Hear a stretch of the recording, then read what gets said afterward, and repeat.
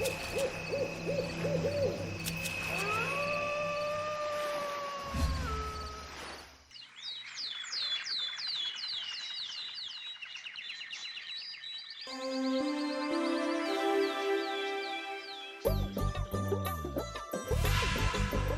দূর, হঠাৎ করে কেন যে এত চুল ঝরছে বুঝতেই পারছি না।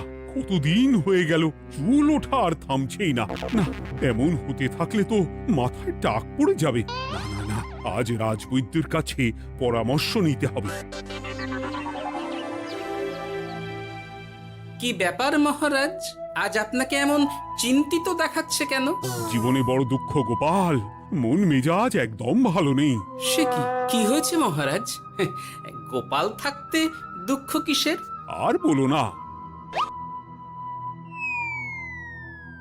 মাথার চুলগুলো আজকাল ঝড়ে পড়া পাতার মতো পটপট করে ঝরে যাচ্ছে। আমি তো জানি কেন এমন হচ্ছে, কিন্তু এখনই মুখ খুললে চলবে না। আর একটু বেশি বিপদ বাড়লে তখন মাঠে নামবো। তাই বলুন।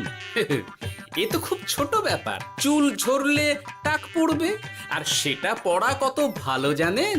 কথায় আছে, যত বড় টাক তত বেশি টাকা। তুমি চুপ করো তো বাপু। যদি টাক থাকলেই টাকা হতো, তাহলে তোমার টাকা কোথায়? যেটা বোঝো না সেটা নিয়ে কথা বলো না। তাই না তাই, মহারাজের ঝরছে চুল, চিন্তার ভাঁজ মাথায়। গোপাল যতই চেষ্টা করুক, চিড়ে ভিজবে না কথায়। তোমরা সকলে থামো তো দেখি।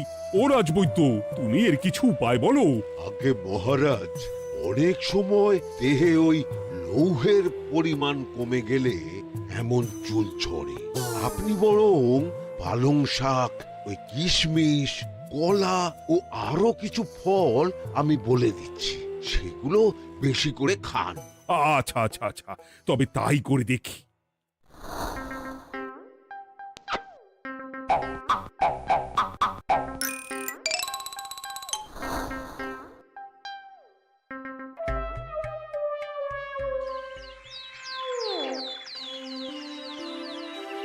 ও রাজবৈদ্য, তোমার কথা মতো শাক পাতা ফলমূল সবই তো খেলাম, চুল ঝরা বন্ধ তো হলোই না। তো জানতামই এমন হবে। কিন্তু মহারাজ, এমনটা তো হওয়ার কথা নয়। কিন্তু হচ্ছে তো। আরে আমার সাধে চুল, কোথায় চলে গেলি সব? এর জন্য তুমি দায়ী। তুমি এর জন্য শাস্তি পাবে বৈদ্য। আমাকে আমাকে ক্ষমা করে দিন মহারাজ, এমনটা হবে এ তো আমি ভাবতেই পারিনি। কিছু মনে করবেন না মহারাজ, ছোট মুখে বড় কথা বলছি। কিন্তু সত্যি এখানে রাজবৈদ্যর কোনো দোষ নেই। ওকে শাস্তি দেওয়াটা ঠিক হবে না মহারাজ। দেখেছেন মহারাজ, গোপালের সাহসটা দেখেছেন? আপনার মুখের উপর কথা বলছে।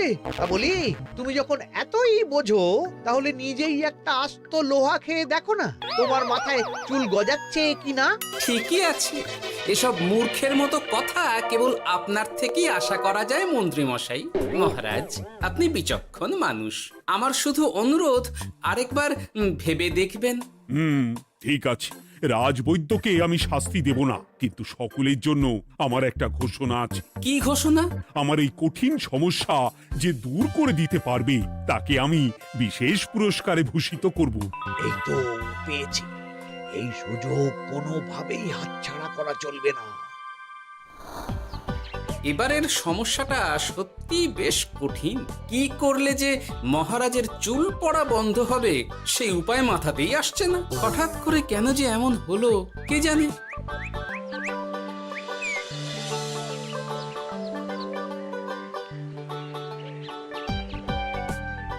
ও মা, তুমি এসে গেছো? একটু বসো, আমি তেলটা মেখেই হাত ধুয়ে খাবারটা বাড়ছি। হ্যাঁ, সে ঠিক আছে, কিন্তু তুমি কিসের তেল মাখছো এটা? কি আবার মাথার চুলের তেল? এখানেও চুল, ওদিকে মহারাজেরও চুল ঝরে পড়া নিয়ে আমরা সবাই হিমশিম খাচ্ছি গিন্নি। আরে, মহারাজের অত সুন্দর কালো চুলগুলো ঝরে যাচ্ছে, এ তো ভারী দুঃখের কথা। সে আর বলতে। ওই জন্যই তো আমি বাবা মাথায় এই জড়িবুটি তেল মাখি। এতে চুলের গোড়া শক্ত করে, চুলকে ভালো রাখে, নতুন চুল গজায় সব। হ্যাঁ। কি কি বললে? নতুন চুলও গজায়? সত্যি? হ্যাঁ, বাহ, তাহলে আর চিন্তা কি? আমাকে এই তেলটা একটু দিতে পারবে গিন্নি?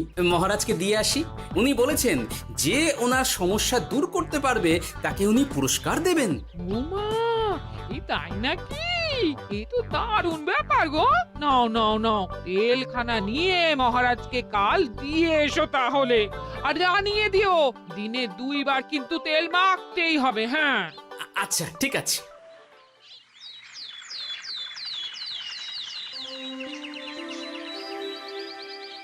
কোনো উপায় খুঁজে পেলে তোমরা? আগে মহারাজ, আমি আপনার জন্য নকল চুল বানিয়ে এনেছি।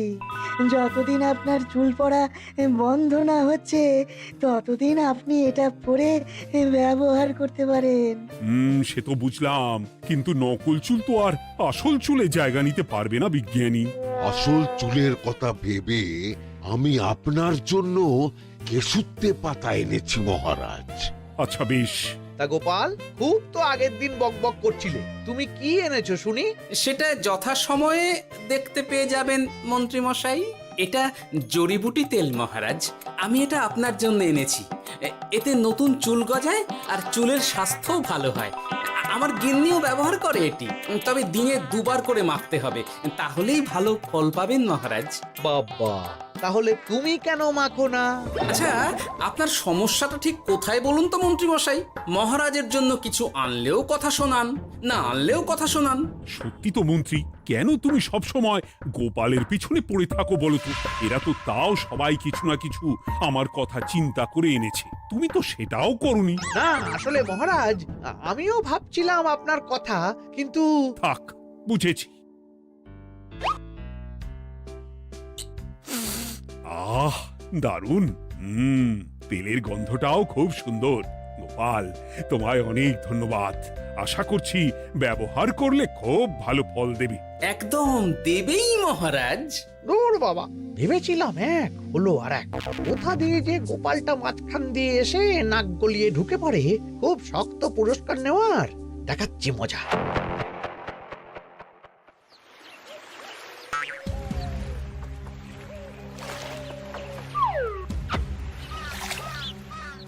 এবারে গোপালের তেল দিয়েই সব কিছু তোলপাড় করব।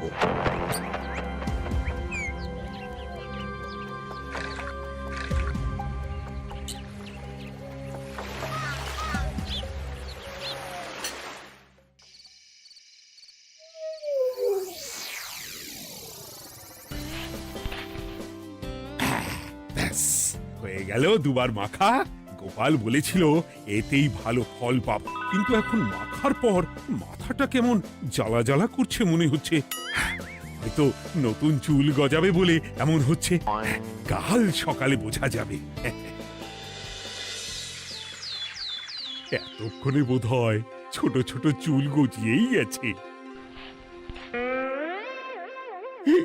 কি এটা চুল গজানোর তেল ছিল নাকি পড়ে যাওয়ার? হে ভগবান, যেটুকু বাকি ছিল সেটাও ঝরে পড়ে টাক পড়েই গেল। হ্যাঁ, গোপালই হলো যত নষ্টের গোড়া। আজ আসুক সভায়।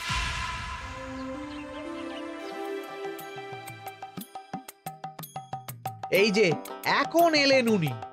ও কি মহারাজ, আপনি এমন কাপড় মাথায় জড়িয়ে বসে আছেন কেন? তুমি আর এমন প্রশ্ন জিজ্ঞাসা করো না গোপাল, তোমার দয়াতেই মহারাজের এমন অবস্থা। মানে? মানেটা আমি তোমায় দেখাচ্ছি, দাঁড়াও। এই যে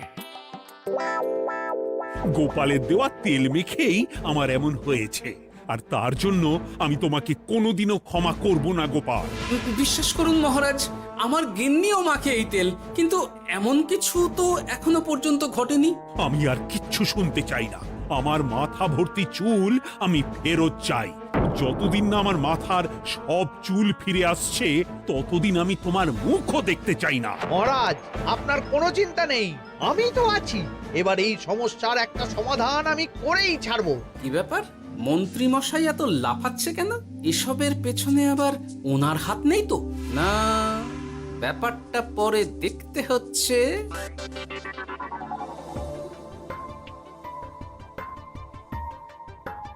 আমি বলি কি মহারাজ, এই সময়টা বরং আপনি নকল চুলটা মানে মানে পরচুলা ব্যবহার করুন। হ্যাঁ, অগত্যা, কিছু তো একটা গন্ডগোল আছেই।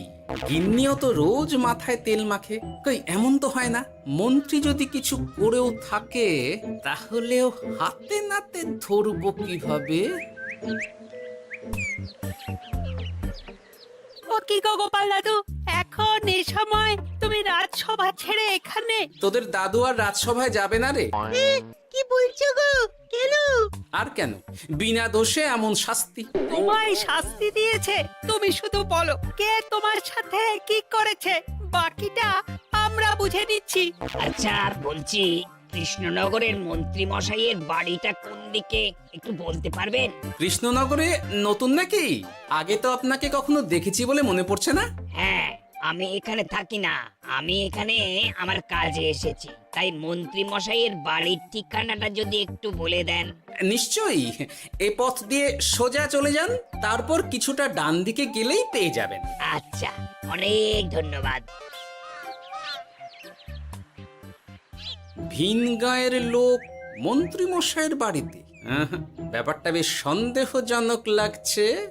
এই এই গুলটে ন্যাপলা, তোরা তোরা দুজন একটু আড়াল থেকে দেখতো লোকটা মন্ত্রী মশাইয়ের বাড়িতে ঠিক কি জন্য এসেছে, তারপর আমায় খবর দিস। ঠিক আছে গোপাল দাদু।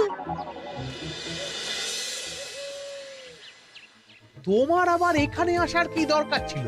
আমি তো বলেছি যে আমি ঠিক গিয়ে তোমার পাওনা গন্ডা মিটিয়ে দেবো। মিটিয়ে দেবে? কতদিন হয়ে গেছে জানেন?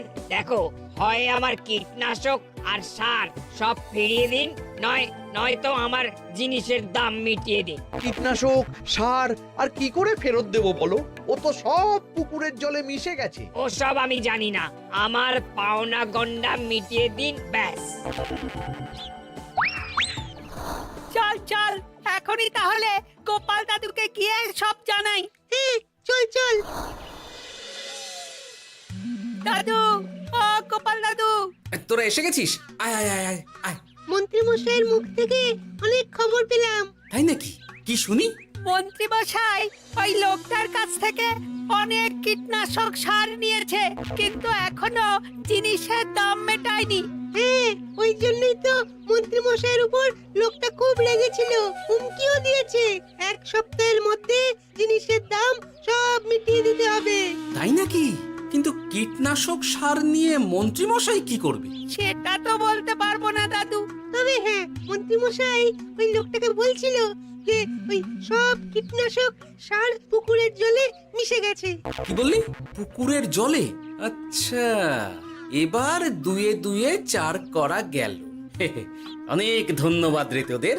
বল বল, তোরা কি খাবি? কিচ্ছু লাগবে না গোপাল দাদু, তবে ভোলা বয়ের আর মিষ্টি খাওয়ালে। আচ্ছা আচ্ছা।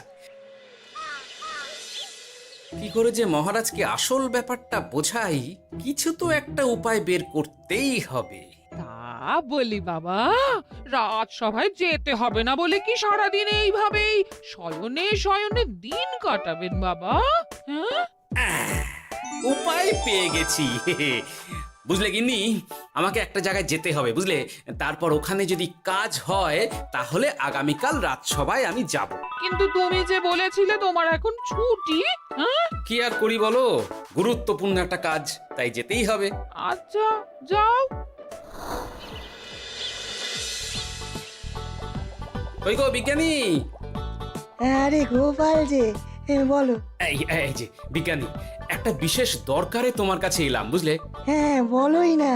আচ্ছা, এই দূষিত জলকে কিভাবে আবার পরিশুদ্ধ করে বলতে পারবে? কেন পারবো না? জলের মধ্যে একটু চুন আর ফটকিরি দিয়ে দিলেই জল আবার দূষণমুক্ত হয়ে যাবে। তবে ওগুলো দেওয়ার পর কিছুদিন সেই জলকে ব্যবহার করা বন্ধ রাখতে হয়। হ্যাঁ। আচ্ছা আচ্ছা, অনেক ধন্যবাদ, আসি তাহলে। হ্যাঁ,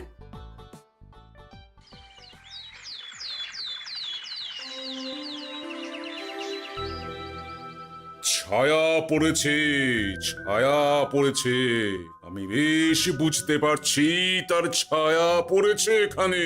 কার ছায়া পড়েছে? আজকাল তোর মাথা থেকে অনেক চুল ঝরে পড়ছে, তাই না? আগে হ্যাঁ সাধু বাবা, আপনি একদম ঠিক কথা বলেছেন। ও বাবা, এই আবার কোথা থেকে উদয় হলো? আরে আমি একা গিয়ে সেই স্নানের পুকুর পরিদর্শন করতে চাই। যথা আজ্ঞা বাবা।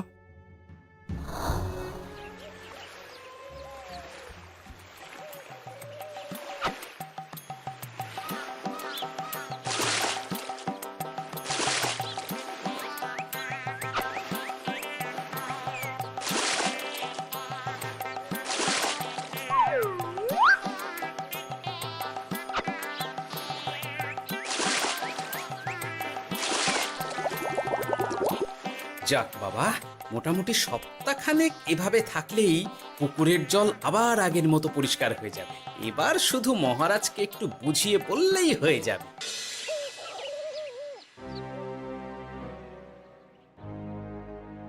কি বুঝলেন সাধু বাবা?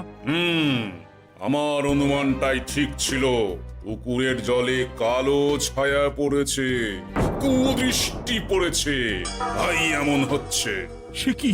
কি কালো ছায়া? যত সব বাজে কথা।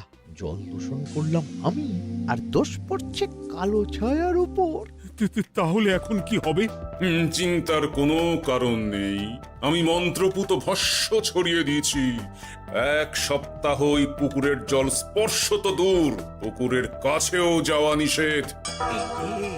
তাহলে আমার মোহরের কি হবে? যথা আজ্ঞা সাধু বাবা। ও কি, তাহলে মহারাজ এতদিন স্নান করবেন কোথায়? সে কথা কাউকে চিন্তা করতে হবে না। মহারাজের ওপরে কালো ছায়া পড়া জল পড়েছে, তাই আগে সেটা শোধন করতে হবে। আমাকে তাহলে কি করতে হবে সাধু বাবা? আমার শিষ্য গোপাল আমাকে আগেই এই বিষয় জানিয়েছিল। আমি তার হাত দিয়েই তোর স্নানের জল পাঠিয়ে দেব। তাই আগামী 1 সপ্তাহ সেই জল দিয়েই তোকে স্নান করতে হবে। কি গোপাল? দেখছো তো মন্ত্রী, গোপাল আমাকে কত ভালোবাসে। আমি ওকে কত কথা শোনালাম, কিন্তু না না না না, কাল থেকেই আমি আবার গোপালকে রাজসভায় ডেকে আনবো। আমি আসছি, আমার কাজ হয়ে গেছে। আর হ্যাঁ, তোর স্নানের পুকুরের চারিদিকে প্রহরীর বন্দোবস্ত কর। কাক পক্ষীও যেন ওখানে প্রবেশ করতে না পারে। আচ্ছা বাবা, আচ্ছা।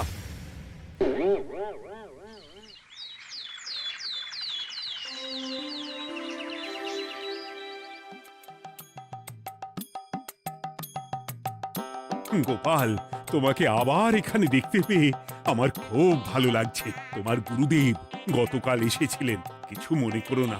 না বুঝেই তোমাকে অনেক কথা শুনিয়েছি। না মহারাজ, আমি জানি আপনি আমাকে খুব ভালোবাসেন, তাই আমি কিছু মনে করিনি মহারাজ। এই নিন, আমি আপনার স্নানের জল এনেছি। হ্যাঁ হ্যাঁ হ্যাঁ, দাও দাও দাও।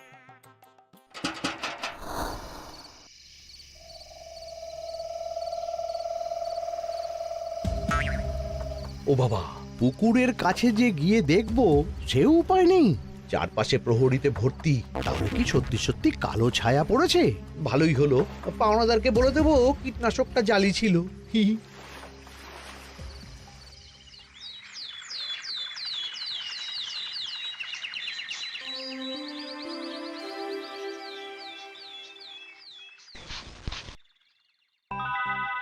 এই তো আমার সেই পুরনো কালো চুলগুলো আবার ফিরে এসেছে। আহা, কি যে আনন্দ হচ্ছে দেখে। আজ 1 সপ্তাহ সম্পূর্ণ হলো। গোপালের জন্য আমার স্নানের পুকুর থেকে কালো ছায়া দূর হয়েছে। আমাকে এই সমস্যা থেকে দূর করার জন্য আমি গোপালকে 100টি মোহর উপহার দিতে চাই। ধন্যবাদ মহারাজ। দূর, আমার আর ভালো লাগে না। সব সময় গোপালই মোহর পায়, এটা তো আমার পাওয়ার কথা ছিল। এদিকে আজকে পাওনাদারও আসবে।